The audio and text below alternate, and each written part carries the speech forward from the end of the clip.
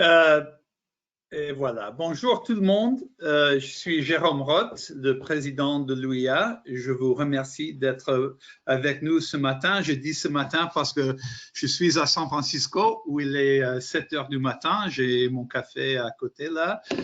Et je voudrais commencer par remercier nos intervenantes ce matin sur les enjeux juridiques du droit de la santé pendant cette crise.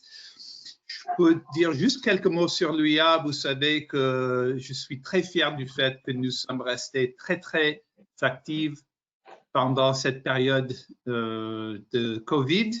Nous avons des webinaires, une vingtaine de webinaires, des vidéos, des podcasts et d'autres activités grâce à nos membres et grâce à notre centre à Paris.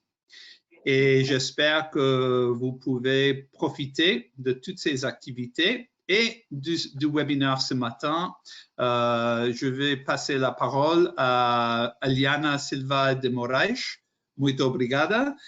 Et je vous souhaite un très bon webinaire ce matin et merci à tous et à toutes. Au revoir. Merci, Jérôme. Merci beaucoup, Jérôme.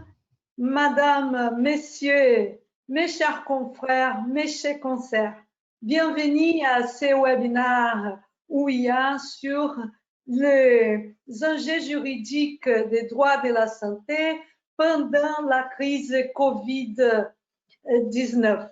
Tout d'abord, j'espère que chez vous, tout se passe bien et que vous et vos proches sont en bonne santé. Mais voilà, on a aujourd'hui ce webinaire francophone du comité du droit de la santé UIA.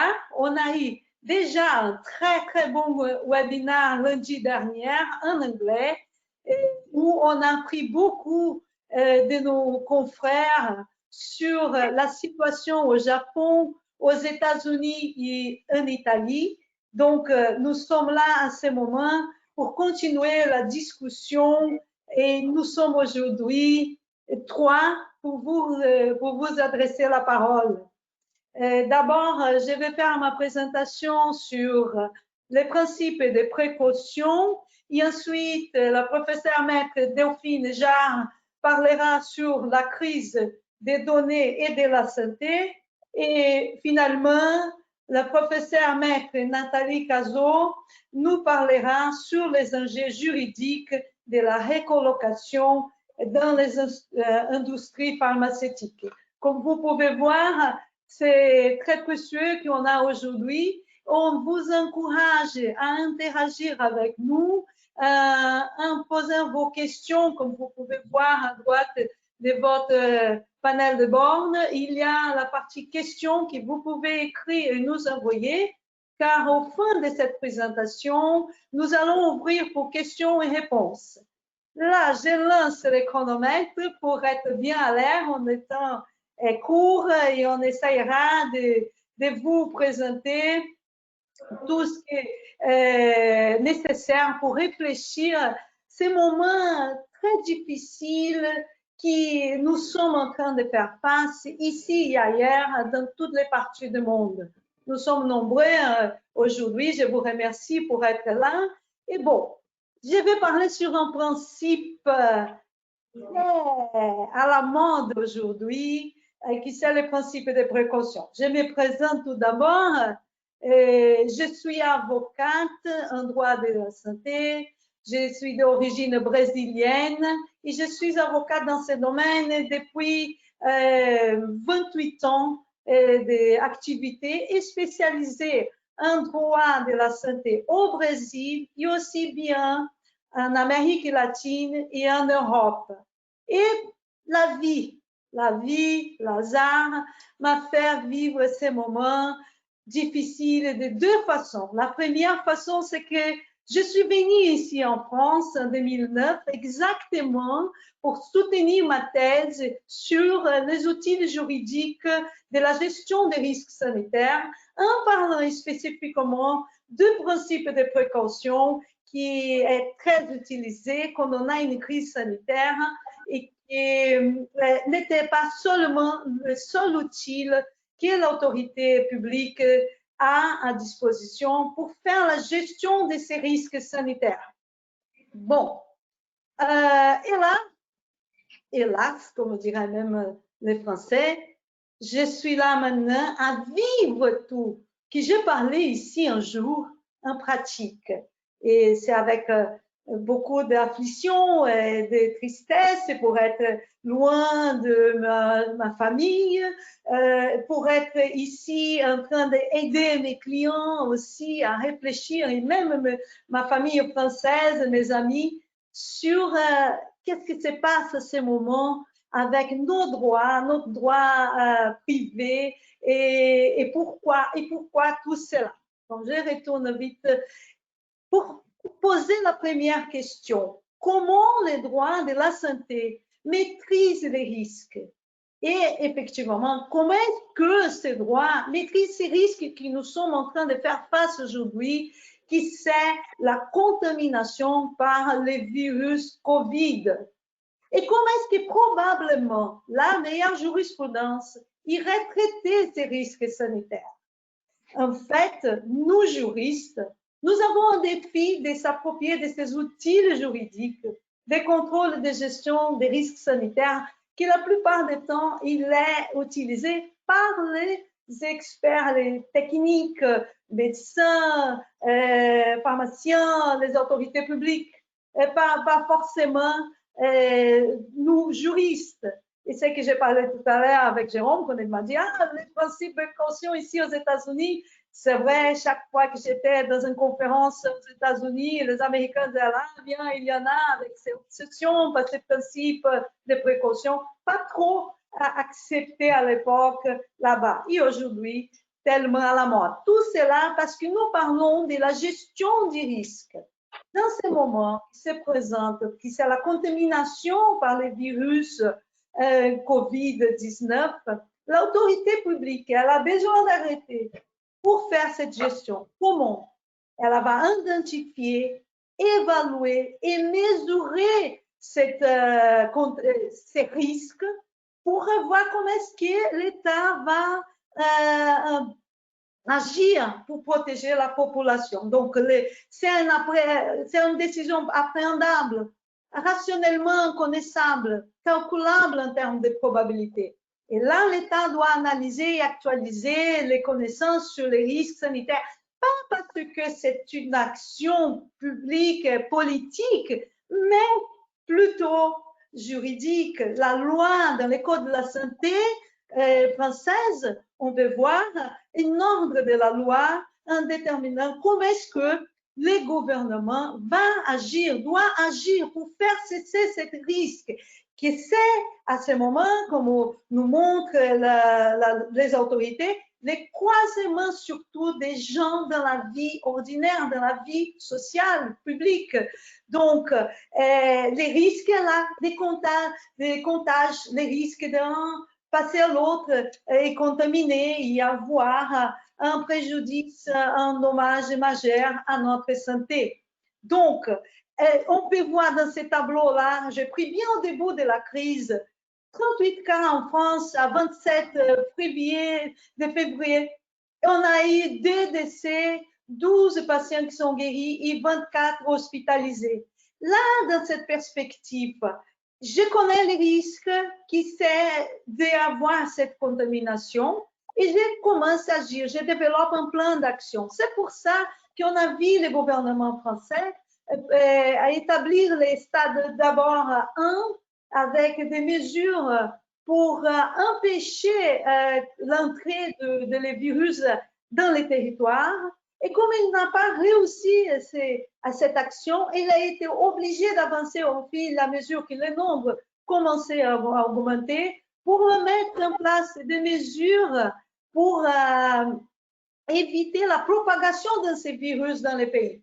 Mais malheureusement, ces 2 stades vite on s'est transformé dans les 3e et dernières, qui sont des mesures plus agressives pour faire cesser l'épidémie dans les cas actuels, pandémie de coronavirus. Et on peut voir en bas que quand on est dans le stade 1, par exemple, il y a la fermeture des classes, il y a des actions pour le stockage des produits, Dans les stades D, la France, elle avance avec des fermetures d'établissements comme les cinémas, les restaurants, et dans le troisième, avec des mesures plus effectives, plus agressives à les droits individuels, comme par exemple la restriction des circulations. Je vais croire qu'à ce moment-là, nous sommes en stade 2. On recule parce qu'on voit que le stade 3, il a donné ses effets. Et donc, on a commencé à maîtriser ces risques et on recule. Qu'est-ce que c'est exactement qui se passe à ce moment? Nous sommes dans l'application surtout des principes de précaution. Et je dirais très vite, pour ne pas perdre de temps, seulement pour nous rafraîchir la mémoire, que ces principes de précaution, il a eu ses origines au droit allemand, surtout, il est venu du droit environnemental. Il va apparaître dans les années 1970 dans le droit allemand. Il est consacré mondialement dans la conférence de Rio. Et par hasard, au Brésil, à l'époque, elle était en train de discuter une nouvelle constitution et le Brésil a mis ce dispositif, le principe de précaution, dans la charte brésilienne, dans son article 186. Après, on peut voir aussi la France, le premier mouvement dans sa législation interne dans le code rural. Et jusqu'après, on voit les concepts, pas les mots effectivement, mais les concepts de principes dans l'article 5 de la charte française. Et aussi, on a la référence du droit international et de notre organisation mondiale du commerce qu'aujourd'hui, on peut voir qui est avec son avenir un peu un défi. Bon, voilà. Donc, ce principe, il va traiter d'absence de certitude. J'ai un risque potentiel. Dans le cas de la COVID, quel est ce risque potentiel? Les risques potentiels, c'est que je sors dans la rue, je suis contaminé et je vais contaminer un tiers. Et dans le moment de l'état 3, une seule personne pourrait contaminer 3. C'était les calculs mathématiques 3,7 si ça ne me manque pas la bonne mémoire. Et qui pourrait créer des dommages graves, irréversibles et même létals. C'est pour cette raison que ce principe a été appliqué. Par contre, là, pour aller en train de marcher à la conclusion de cette réflexion avec vous, est-ce que les principes de précaution étaient le seul outil juridique disponible, efficace pour arrêter et pour reprendre la gestion de ces risques de contamination par les virus, coronavirus ou pas? Non, je vais vous faire penser aussi qu'à côté des droits, des principes de prévention, on a aussi un outil comme d'autres principes du droit général et spécifique qui permettent à l'autorité sanitaire bien mesurer. Et à ce moment, il est plus que jamais important parce qu'on a reculé dans les stades. Voyons quels sont ces principes. Les principes de prévention. En fait, ne fais pas cette confusion que je vois, même confrère, mon sert parfois, parce qu'il vient de l'autre partie du droit, on disait que prévention et précaution sont synonymes. Non, c'est pas comme ça que le droit traite ces deux principes. La prévention, on a déjà un risque effectif. Il existe. Par exemple, conduire. On va conduire une voiture et la loi décide que c'est obligatoire l'utilisation des ceintures de protection pour conduire. Parce que c'est déjà que si on va avoir un accident de voiture, un risque va se passer. Et donc, on a la prévention. Je vais mettre une ceinture. Par contre, les principes précautions, non. Les principes précautions, sortir à la rue, ce n'est pas un risque. Il est temporaire, il est probable dans ces cas spécifiques qu'il va se passer quelque chose. Donc, la prévention, à mon avis, elle doit venir avant. Dans le cas de, par exemple, la France doit être peut-être, je ne sais pas si à la fin, c'était impossible de contrôler, mais par prévention, avoir plus de mesures pour ne pas laisser les virus entrer dans le territoire. Après, on a le bénéfice-risque. Quel important sujet quand on parle de chloroquine. Est-ce que le bénéfice d'avoir un médicament comme chloroquine qui n'a pas encore sa MM donnée par les autorités des agences sanitaires du médicament il est plus efficace, en fait, le bénéfice est plus grand si je laisse les médecins traiter les patients sans savoir exactement les effets, parce que ce produit est en train d'être évalué pour cette fonction. Et le risque il est beaucoup plus grand de mourir sans qu'avec ou pas. Donc, c'est un important outil. La surveillance, c'est pour ça qu'on a été très surveillés. On est encore, mais la semaine dernière, avant, on était là en train d'être surveillés si on sortait irrégulièrement dans la rue. L'information publique, c'est un principe qui, à mon avis, ça nous manque plus de force là dans les scénarios. Pourquoi? Parce que nous avons beaucoup d'informations, mais la plupart du temps, qui viennent de la média et pas forcément des sources effectives et officielles. Il faut connaître tout ce qui se passe autour de ces sujets. Donc, c'est un outil nécessaire pour la gestion de ces risques. L'intervention publique, ça se justifie tellement d'interventions à ces moments-là. La déclaration obligatoire, on a eu juste la semaine dernière pour sortir, on a encore pour voyager au-delà des 5 km. Dépistage, nous sommes en train de réaliser un dépistage ou pas? Non, pas peut-être comme on voudrait et comme doivent être. Tout le monde doit être testé pour savoir si moi j'ai eu, si le voisin est là, il a eu. Donc, c'est un outil nécessaire pour la gestion de risque. La preuve scientifique, c'est qu'exactement à ce moment, plusieurs pays du monde sont en train de faire des essais cliniques pour voir la possibilité de traitement de ce virus, coronavirus 19, la non-discrimination. Est-ce qu'on peut ou on ne peut pas faire cette discrimination comme on avait vu les débats autour d'un médecin qui disait j'ai besoin de faire des choix, je vais choisir guérir d'abord un jeune qui est une personne âgée parce qu'il a plus de chances d'être récupéré ou pas. Les non-obstacles au commerce, c'est un principe qui aujourd'hui, ça reste toujours des moments de débat effervescents parce que les restaurants, les théâtres, les cinémas, les bars sont fermés. Est-ce que cette non-obstacle se justifie? Et comment est-ce qu'on va mesurer si c'est équitable ou pas? Si la balance de droit, elle nous donne la juste mesure. Et finalement, quand tout finit, que j'espère soit bientôt, on va vérifier qu'est-ce qui s'est passé comme abus, qu'est-ce qui a été au-delà de la possibilité du droit et qui a créé des dommages à l'individu, à les sociétés et qui n'ont été pas respectés. Et pour la conclusion, donc, la solution aux grands problèmes qui sont liés au contrôle des risques sanitaires passe à le respect à la liberté et aux droits citoyens, par exemple, prévu dans l'article 3 de la Déclaration universelle des droits de l'homme. Ces genres de solutions et de la bonne réponse à la société à ce moment, ça doit passer nécessairement par nous, juristes, qui sommes là à ce moment dans en essayant de traduire à qui ne vient pas du droit, qui n'est pas du droit, et aider aussi les autorités à bien réfléchir pour appliquer les bons droits.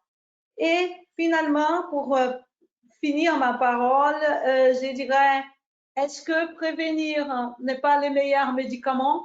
Donc, on prend cette expérience pour une autre opportunité que je n'espère pas qu'il arrive, mais la crise sanitaire, elle est toujours là, parfois d'un ampleur beaucoup plus petit ou pas, mais pensons-nous à mettre en place la prévention avant d'être exploité, un principe qui peut agresser beaucoup plus les droits individuels de chacun.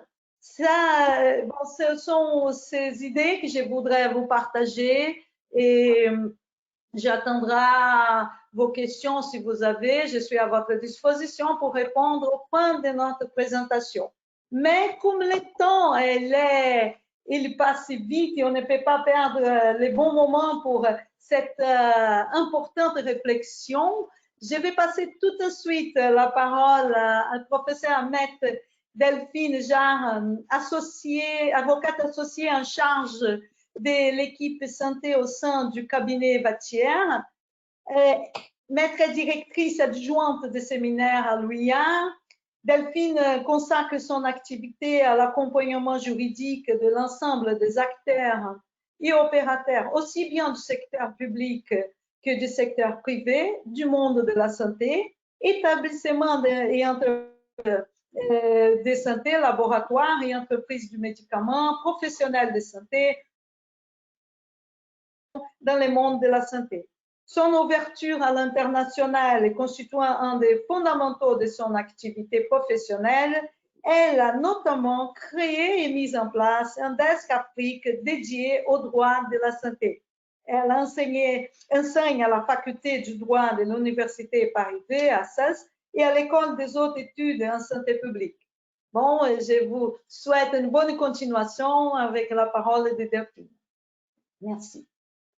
Merci beaucoup, Eliana. J'espère que vous m'entendez bien. Alors, sur le sujet des data,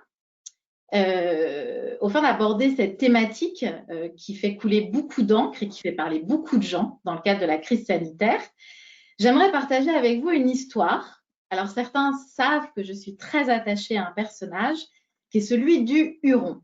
Et je vais vous raconter l'histoire du Huron qui s'est trouvé confiné en pleine pandémie du Covid-19. Alors, pour ceux qui ne me connaissent pas, je ne sais pas non plus si vous connaissez la figure du Huron telle qu'elle a été créée par Jean Rivero et publiée dans la revue Dalloz en 1962 avec ce titre « Le Huron au Palais Royal ou ses réflexions naïves sur le recours au Conseil d'État ». Alors, je vous vois déjà venir. Vous me dites tous que le Huron, ce n'est pas une création de Jean Rivero, mais c'est une création de Voltaire, le fameux ingénu. Enfin, quand je dis que je vous vois tous réagir, puisque qu'un d'entre vous ne s'est manifesté sur les questions, je doute fort effectivement que vous ayez réagi. Mais bref, notre jeune Huron, assis au pied de son être pourpre et dont une feuille parfois détachée par le vent vient se poser sur son épaule, l'amorce d'une épitoge noire, a donc quitté les rives fleuries de son fleuve pour venir en Europe et en Afrique au fin d'étudier la possible ou non utilisation des données massives de santé, le big data en bon français, au service de l'action sanitaire. Alors le Huron a choisi l'Europe et l'Afrique puisqu'il a constaté avec moi que parmi les participants aujourd'hui à ce web séminaire, ils venaient tous ou d'Europe ou d'Afrique. Alors à peine arrivé, à peine débarqué, notre jeune Huron s'est retrouvé confiné pour cause de Covid-19. À peine arrivé, à peine débarqué, ses interlocuteurs masqués et à distance, un peu trop excités de son point de vue, affirment, crient, hurlent qu'il ne faut pas sacrifier la protection des données sur l'autel de la crise sanitaire. On lui dit de toutes parts que les nouvelles technologies sont utilisées aux fins de gérer la crise sanitaire. Les initiatives se sont démultipliées. On lui parle de Stop Covid en France, qui s'intègre dans le cadre du projet de recherche européen Pan-European Privacy Preventing Proximity Tracing et qui vise à alerter toute personne ayant été en contact avec un porteur du virus grâce à l'historique de ses interactions sociales sur son téléphone. On lui parle de l'interaction Corona Data Spendé en Allemagne, développée par l'Institut Robert Koch, qui fonctionne via une montre connectée ou un bracelet de fitness.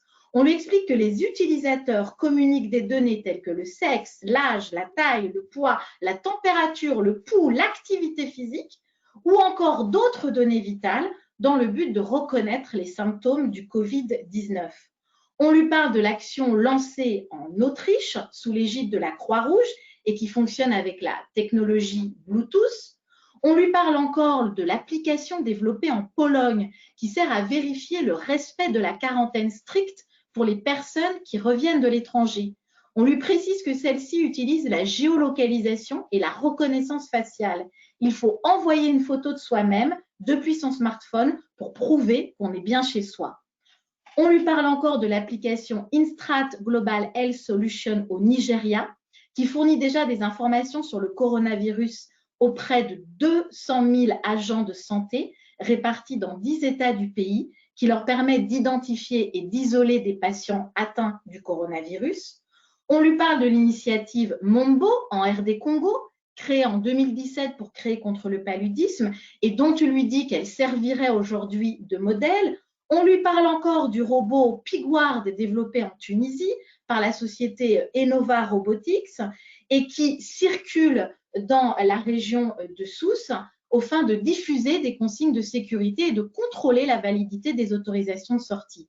On lui parle des drones de l'entreprise américaine Zipline qui sont régulièrement utilisés au Rwanda depuis 2016 pour alimenter les 25 hôpitaux du pays et qui sont aussi utilisés au Ghana depuis 2019. On lui parle encore des caméras thermiques portatives basées sur l'imagerie thermique, notamment utilisables au poignet et qui peuvent effectuer des mesures jusqu'à 3 mètres de distance. De très nombreuses initiatives d'utilisation des nouvelles technologies lui sont rapportées. Et notre jeune Huron, dans toute la naïveté caractéristique de son ADN, se pose cette question, mais dans quel cadre juridique ces initiatives se sont-elles développées? Et dans ce contexte de crise sanitaire, notre Huron ne peut qu'observer que les sentiments s'expriment de manière exacerbée. De nombreuses personnes, observe-t-il, choisissent de révéler publiquement leur état de santé.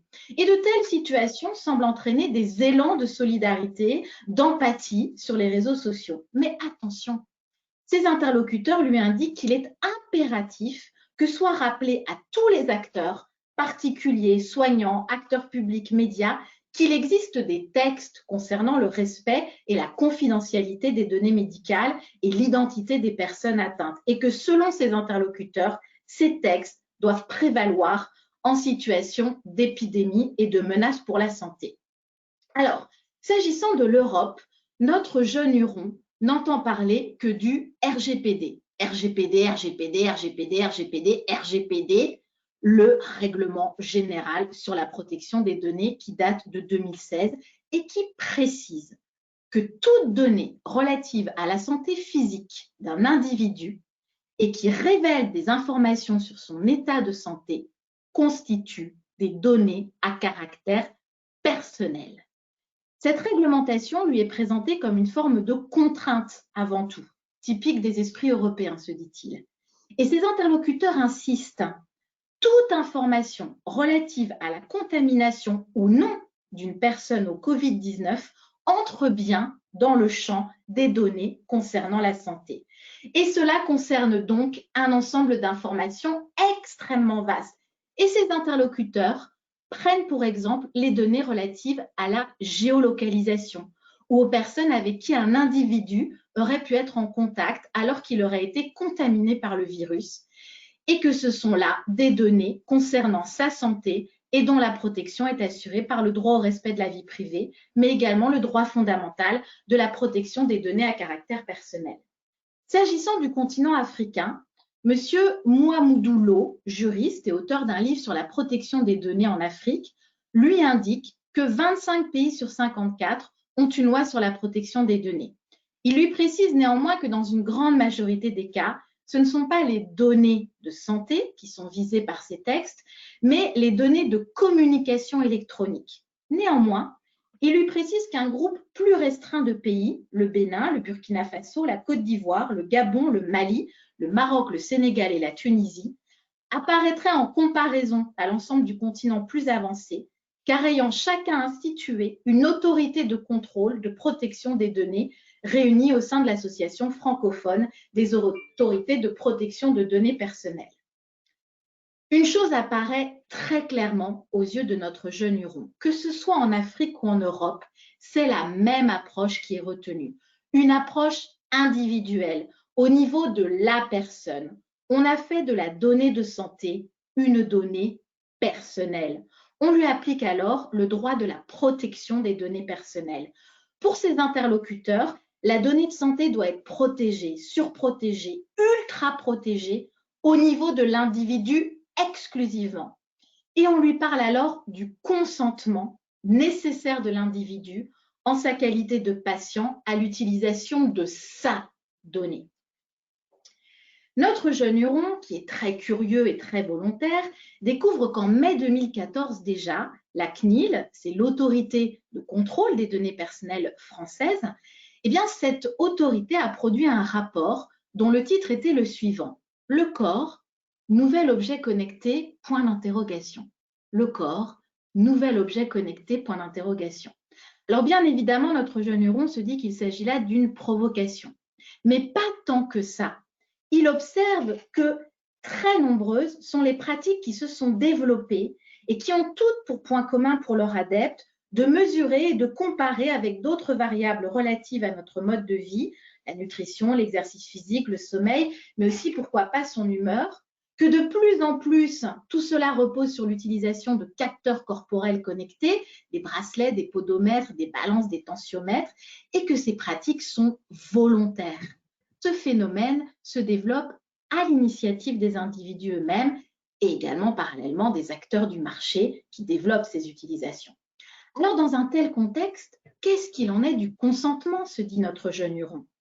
Ce dernier a pu très largement constater que l'ensemble de ses interlocuteurs lui opposent systématiquement le consentement comme constituant un principe fondamental aux fins de garantir le droit des individus.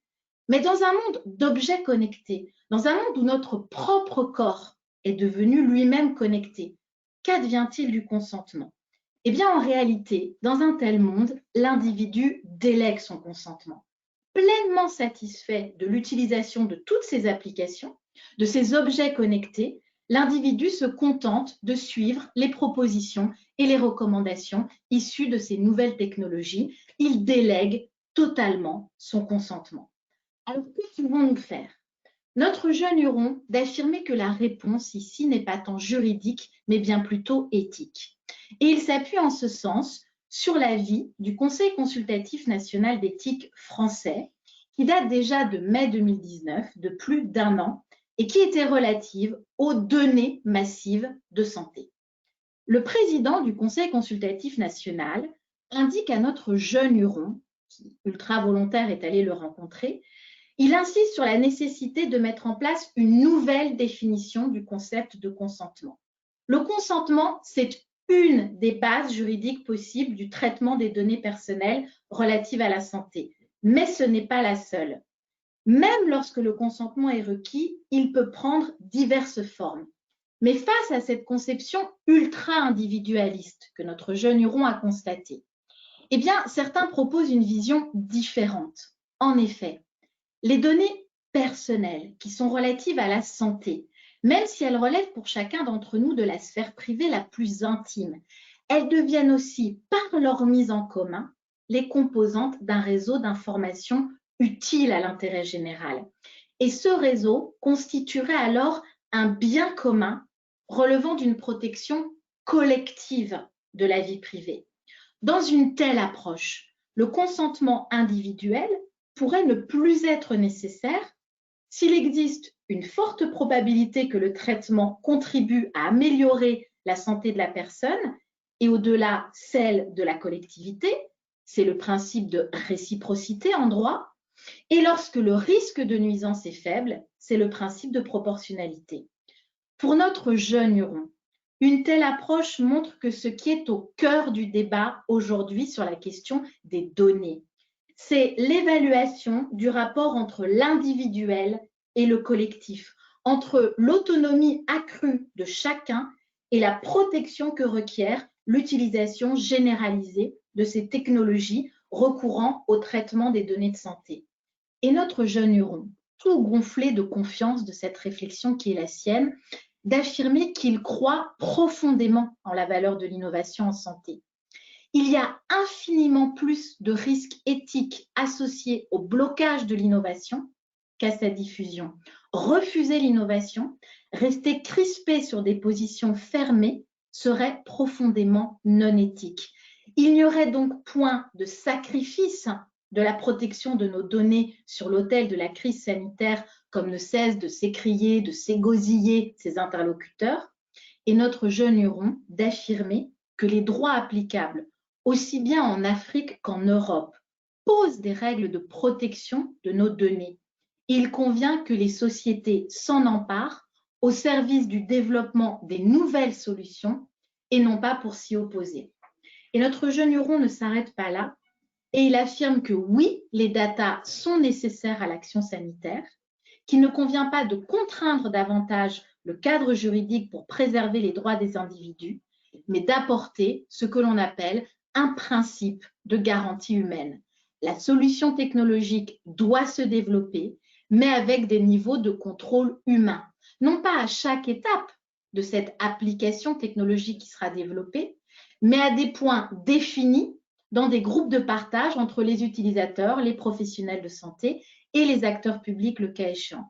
Ce principe de garantie humaine, qui a été aujourd'hui consacré en droit français, est en train de se diffuser dans le reste de l'Europe et l'OMS s'intéresse également à ce principe de garantie humaine.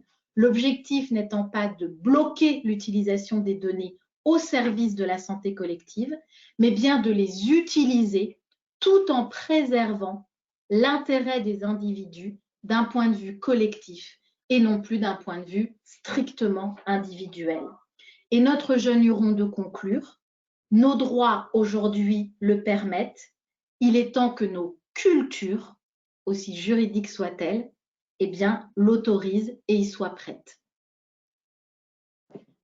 Très bien, merci beaucoup Delphine Jarre pour ces excellentes interventions poétiques et sages et qui nous a donné un nouveau regard sur la question qui parfois, je pense, qui est très manipulé aussi au niveau de la média, de la discussion. Après, pour les débats, je voudrais bien faire connaissance à votre interprétation de comment cette question si sensible qui doivent être traitées fondamentalement par le droit, parfois elles se perdent au niveau du populisme et des discussions qu'on voit hors de notre communauté. Donc, c'est pas qu'il n'est pas bon, mais c'est effectivement que vous importez des informations qu'on n'écoute pas souvent dans les discussions qu'on accompagne dans les médias. Merci. Et on va laisser les questions pour Maître Delphine Jarre pour les fins de ce webinaire. Et je vais passer immédiatement la parole à ma conseillère, Maître Nathalie Cazot. Elle est avocate au bureau de Paris depuis 1989, trilingue espagnol et anglais. Elle a créé son propre cabinet en 2006, dédié aux entreprises internationales qui travaillent en France. Elle intervient très régulièrement en droit pharmaceutique et spécifiquement pour sous-traitants de l'industrie pharmaceutique qu'elle accompagne depuis de nombreuses années. Elle a également assisté les gouvernements français les plus lors de la négociation des ruptures des contrats de commande des vaccins lors de l'épidémie H1N1 2009-2010. Elle est chargée des courses RSC, Compliance au MBA, Droit des affaires et Management de Paris 2. Il va nous également adresser un sujet très sensible qui moi, je suis très intéressée aussi de savoir plus, qui c'est la relocalisation pharmaceutique en Europe. Quels enjeux juridiques, quels axes de progrès. Merci beaucoup. Merci beaucoup. Merci Eliana, merci Delphine. Alors effectivement, je vais vous parler d'une question très actuelle, puisqu'on en entend énormément parler en ce moment, qui est celle de la relocalisation pharmaceutique en Europe, puisque l'épidémie de coronavirus nous a fait prendre conscience de la menace en fait qui pèse sur aujourd'hui l'industrie, enfin sur les médicaments, sur la santé publique en France, dans la mesure où 80% des principes actifs pharmaceutiques utilisés en Europe sont fabriqués hors espace économique européen, dont une grande partie en Asie. Alors, pour prendre des références littéraires, moi je ne vais pas vous parler du jeune Huron, mais là j'ai plutôt envie de vous parler de La cigale et la fourmi de Jean de La Fontaine. On a une cigale qui a chanté tout l'été, et puis là elle est très déconvenue parce que la bise fut venue. Voilà, alors la bise, elle n'est pas arrivée avec la pandémie de Covid-19. Hein. Ça fait un petit moment que nous savons que de nombreux organismes ont réfléchi sur cette problématique très importante liée au risque de pénurie de médicaments. Et je peux vous citer un rapport rendu par l'Académie nationale de pharmacie en 2018 qui est consultable en ligne et qui est très bien fait sur la question de la pénurie de médicaments et qui déjà depuis de nombreuses années s'est alerté de cette situation. Alors, pour essayer d'avancer aujourd'hui par rapport à ça, beaucoup se posent des questions de comment faire en fait pour arriver à relocaliser, voilà, à trouver des moyens de la relocalisation en Europe des principes actifs et de certains excipients indispensables à la formulation pharmaceutique. Et cette question est en réalité extrêmement complexe. Elle est complexe parce que elle n'est pas liée uniquement aux aspects juridiques, elle entraîne énormément d'autres questions qui sont corollaires évidemment à l'aspect juridique de la relocalisation en tant que telle. Il faut savoir aussi que le Parlement européen s'est emparé de cette question-là. Il rendra un rapport sur les solutions à adopter face aux pénuries de médicaments et que c'est la députée européenne Nathalie Collin-Osterlé qui a été chargée d'en être le rapporteur. Elle a remis ses conclusions et propositions le 29 avril dernier. Et dans son rapport, elle évoque la création d'un ou de plusieurs établissements pharmaceutiques européens à but non lucratif, capables de produire certains médicaments d'intérêt sanitaire et stratégique. Donc, on le voit, c'est clairement une question qui se travaille au niveau européen et qui pose donc de très nombreuses questions. Alors, première observation, quand on parle de relocalisation, pour que ce soit réellement intéressant et efficace, on ne peut parler que de cela à l'échelle de la zone de l'Union européenne, à l'échelle de la zone euro. Imaginez, comme on l'a déjà lu dans la presse, imaginez une fabrication et une relocalisation en France de toute la pharmacopée est purement pas imaginable.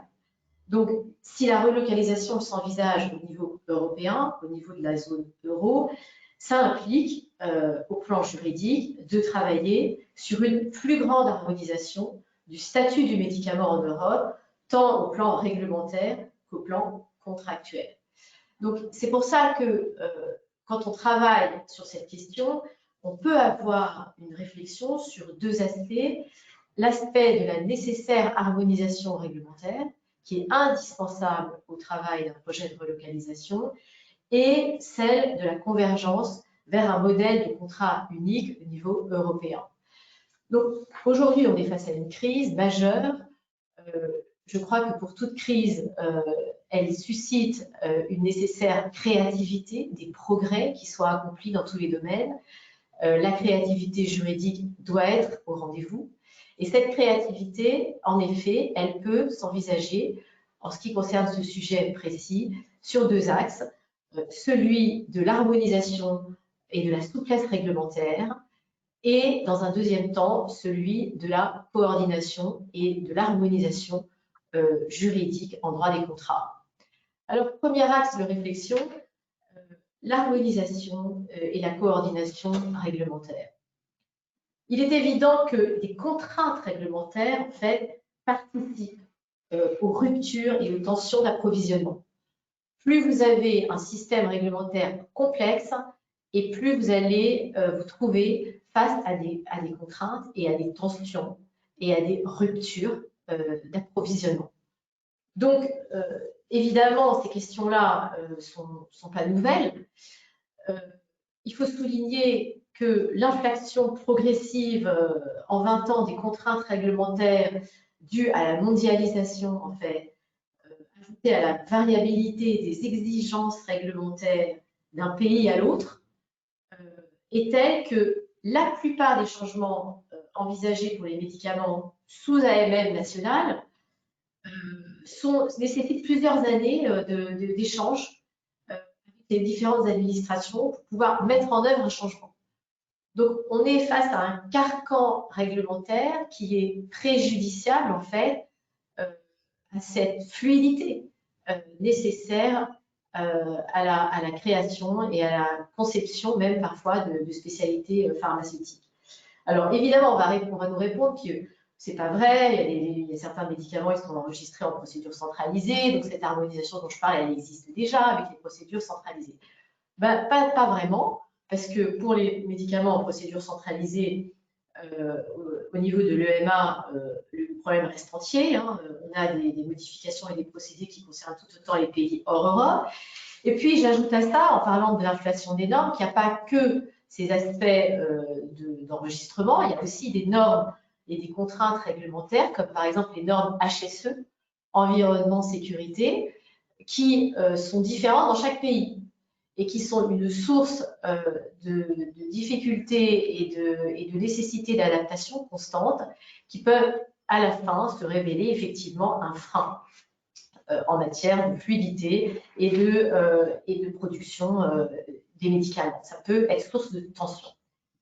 Alors, il faut citer que, bien entendu, ce travail d'harmonisation et de coordination, il est déjà fait. Hein. On peut citer la conférence internationale sur l'harmonisation des critères d'homologation, l'ICH, qui a été créée en 1990 par les autorités de réglementation pharmaceutique et les laboratoires pharmaceutiques de l'Union européenne dans le but de définir justement et d'harmoniser des normes. Mais même ces tentatives aujourd'hui ne sont pas suffisantes.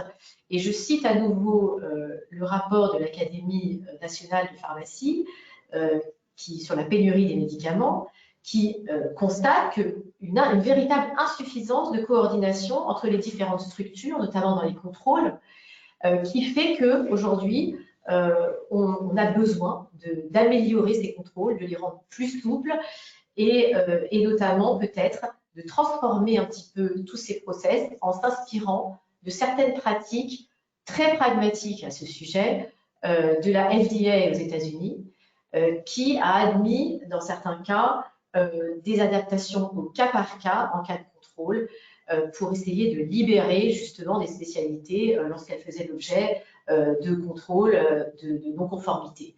Donc on le voit, on va vers une attitude peut-être avec plus de pragmatisme, prendre plus de risques, et je rebondis peut-être là-dessus sur ce qu'a dit Delphine tout à l'heure. Il faut prendre des risques pour permettre le développement aussi.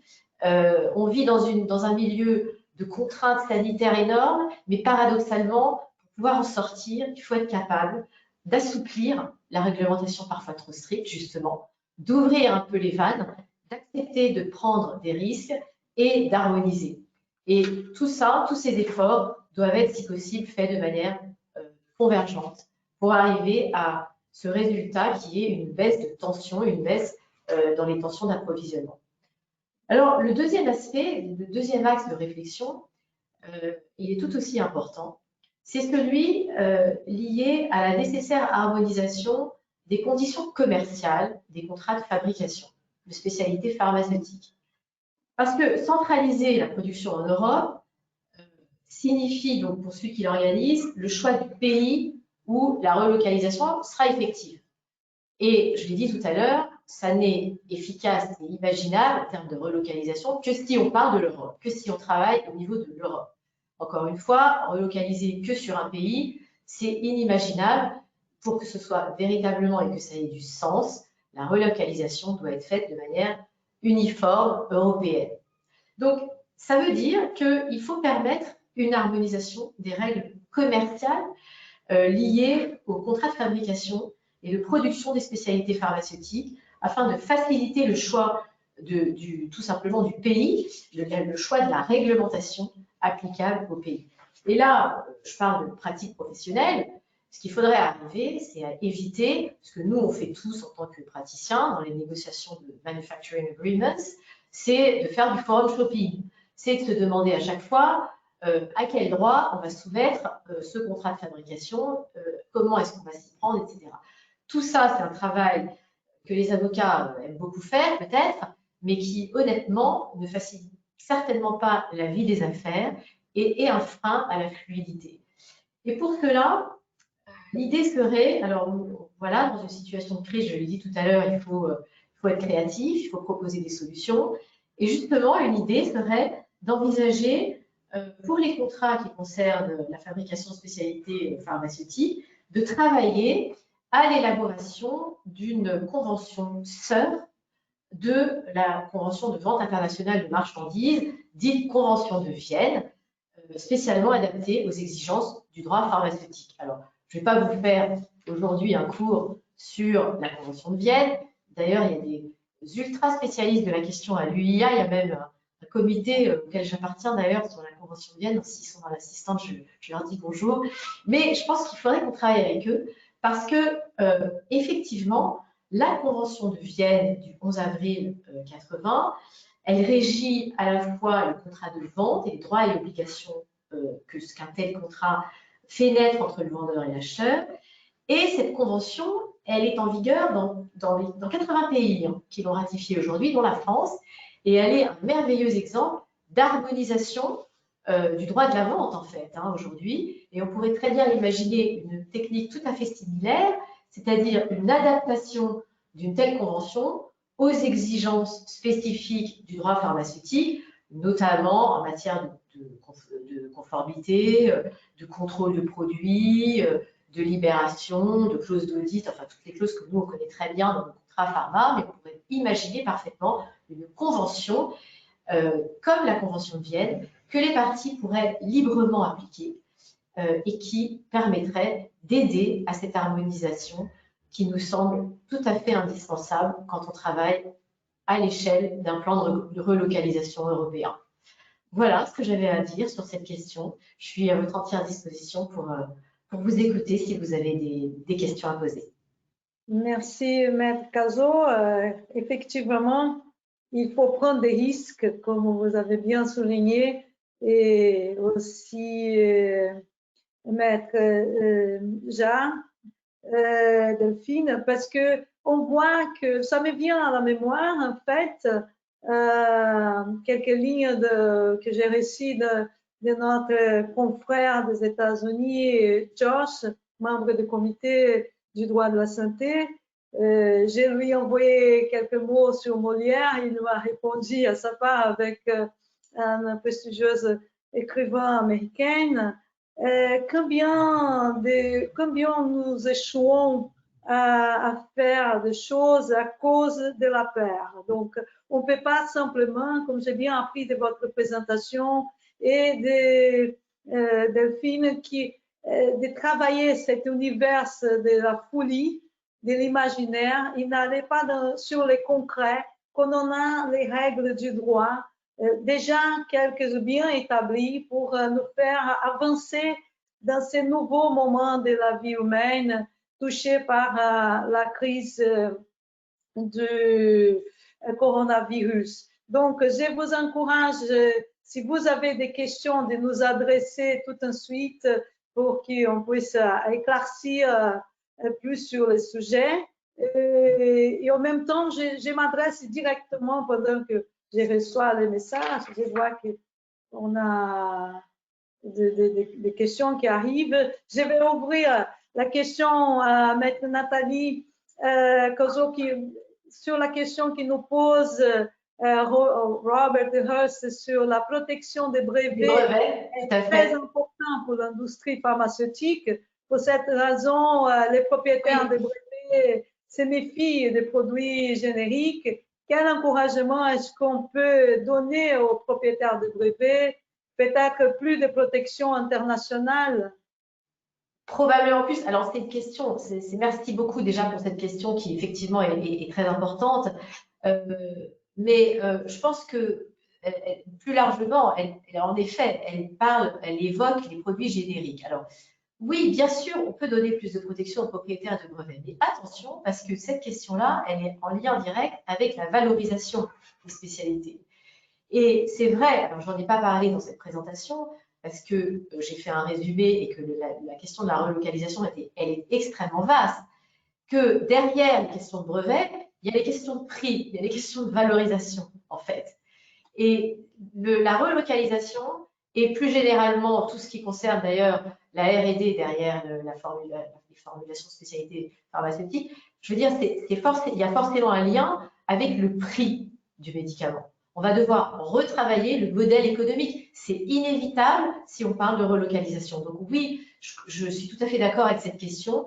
Il faudra très probablement encourager la protection des génériques, mais en même temps, on marche sur une ligne de crête parce qu'on ne peut pas non plus prendre des décisions qui feraient que on retomberait finalement dans une dynamique de blocage de développement à cause du coût trop élevé lié à la R&D.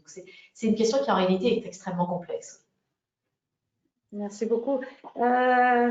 Delphine, vous avez quelque chose à ajouter dans la réflexion que Nathalie Cazot nous a donnée sur à prendre plus des risques, la prise des risques.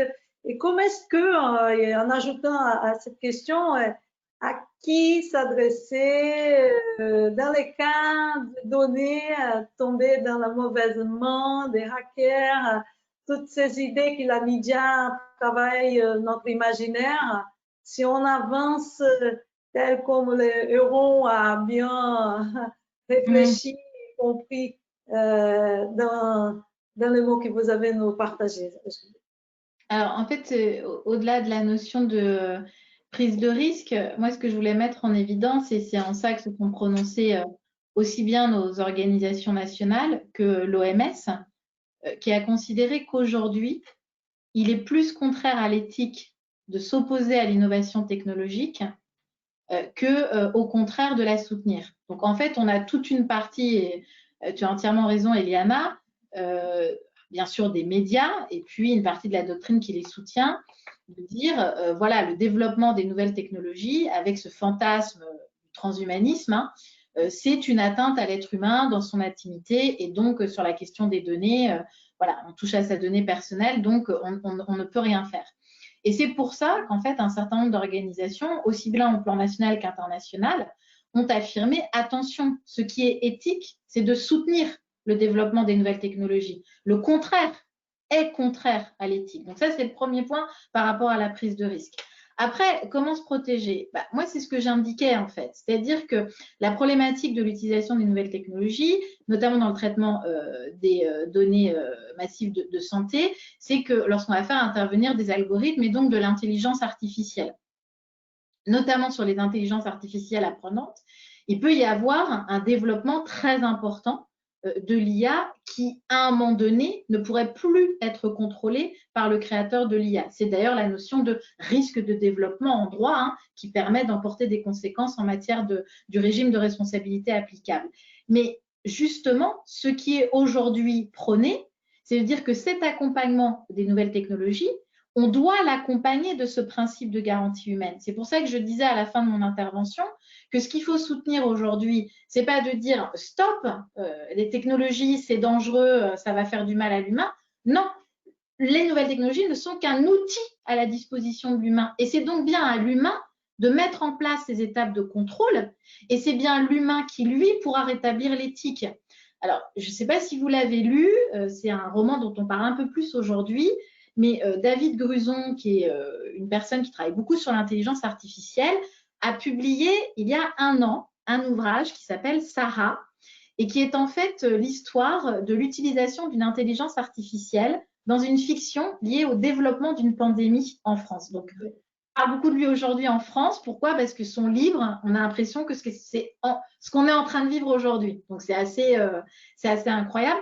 Et donc, dans ce livre, justement, c'est toute cette idée-là, c'est de se dire, attention, le développement de l'IA pourrait à un moment donné conduire à des choix qu'on estimerait contraires au développement de l'humanité. D'où l'importance de repositionner l'humain à chaque étape du développement de la nouvelle technologie pour à un moment donné dire non. À ce moment-là, il faut retravailler l'algorithme, réintroduire un certain nombre de critères parce que le développement ici va dans une direction qui ne correspond pas, et je vais reprendre le terme que j'ai utilisé dans ma conclusion, à notre culture, à ce que nous souhaitons dans notre partage de société. Donc, moi, au-delà du risque, c'est exactement ce que tu as dit, Eliana, c'est qu'il faut arrêter d'avoir cette peur, à travers notamment toutes ces problématiques du transhumanisme, que la technologie va tuer l'humain.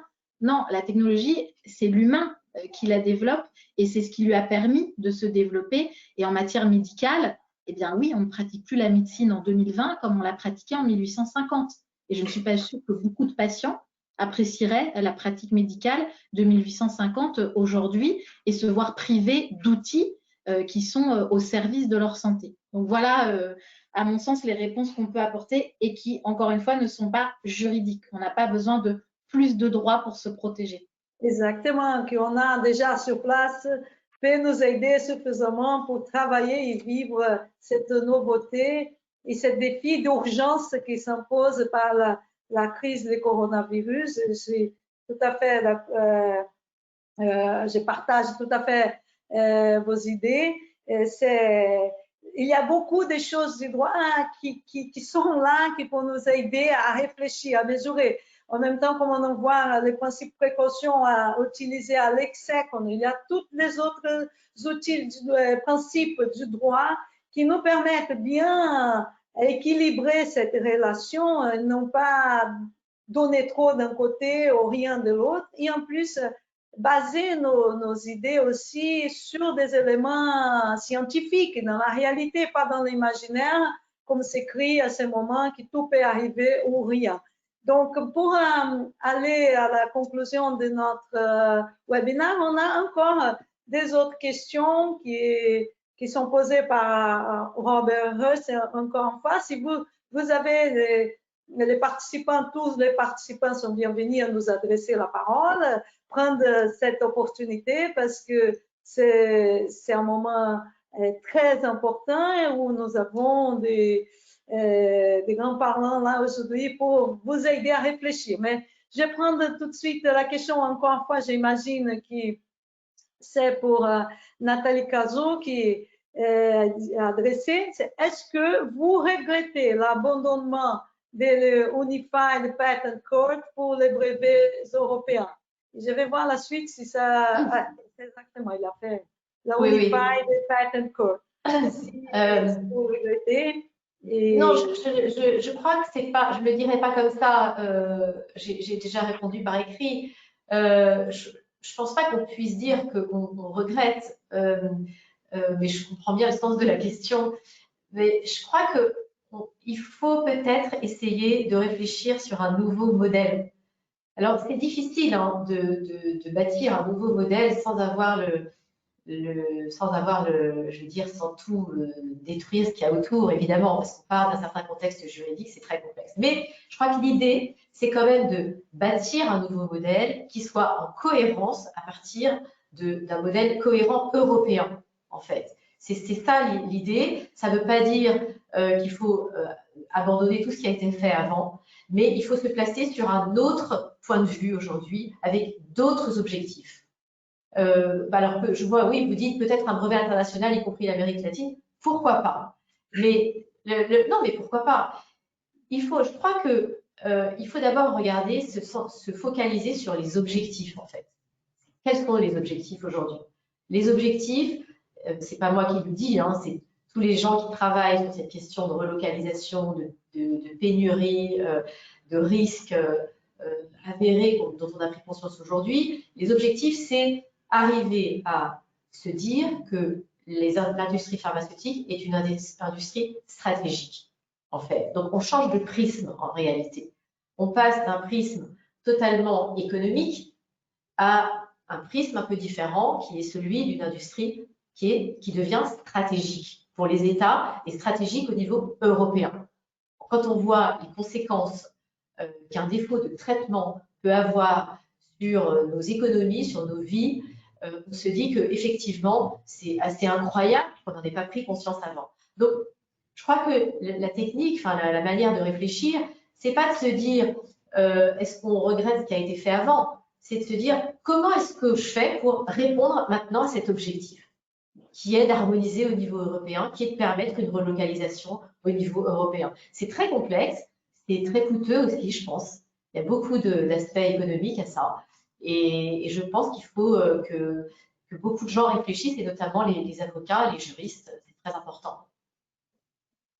Très bien. Ben, écoutez, c'est vraiment une richesse de ces moments, une richesse pour j'imagine qu'il y a étudiants du droit, quand on est à la fac en donnant notre cours, on a des difficultés d'imaginer des exemples et aujourd'hui c'est vivant, c'est tout le moment, presque un forum réel, comme on a un Big Brother du droit en fait, qui toutes les questions sont mises à l'instantané, décisions prises.